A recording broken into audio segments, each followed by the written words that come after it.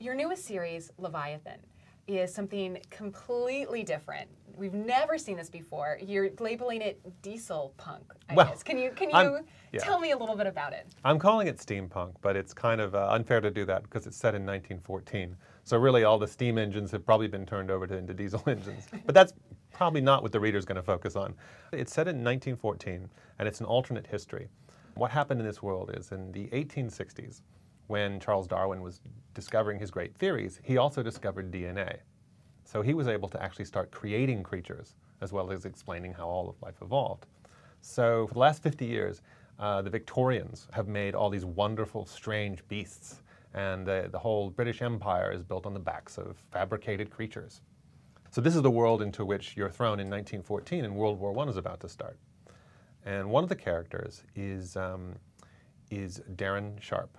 And she is a girl pretending to be a boy so that she can serve in the Royal Air Navy. And that's one of my favorite kinds of characters in fiction, is the plucky young heroine who's got to pretend to be a boy.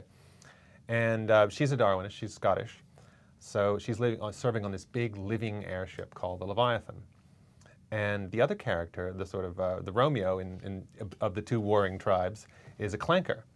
And basically the Germans and Austro-Hungarians haven't gone the route of fabricated creatures. Instead, they make machines, more like the kinds that we have. They have sort of these walking tanks. So anyway, he's the son of the Archduke Ferdinand. So on page 1, his parents have been assassinated, and he has to go on the run. And World War I is beginning, and they wind up, sort of running into each other somewhere that I won't spoil. It is an alternate history, which I find fascinating. The idea of what if, one or two things change and then all of a sudden we're living in this entirely new world. How close to history, because there are real people that you highlight here. The Archduke, of course, getting assassinated really happened in history. Right. How closely do you really follow history? Well, I mean, it's one of those things it's a bit of a cheat because, on the one hand, history diverged in the 1860s. But World War I still starts on the same day. Everything sort of is happening according to history. It's just a different world. So it's more like a shadow history than a classical alternate history. But that makes it kind of fun, though. History has been very kind to me in this narrative.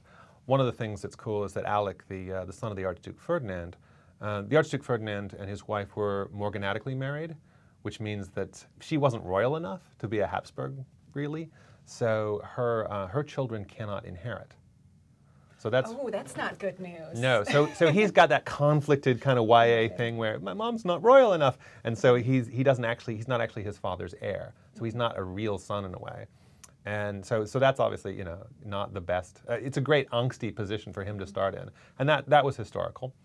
And there was some kind of maneuvers to with the Pope to get, because it's the Austro-Hungarian Empire, which believed itself to be the Holy Roman Empire. So there was this idea that the Pope could switch it if you wanted to. So all that historical stuff is so rich and so cool and wonderful. And also, I mean, I just like World War I. It's the last time when, it's the last period when the great game is being played. And it's like everyone's sitting around a risk board and pushing their pieces around. And I love that, the strategy that's involved. Yeah, and it's all being seen through the eyes of these two 15-year-old kids, but at the same time, some of the grandiosity of that great game is present.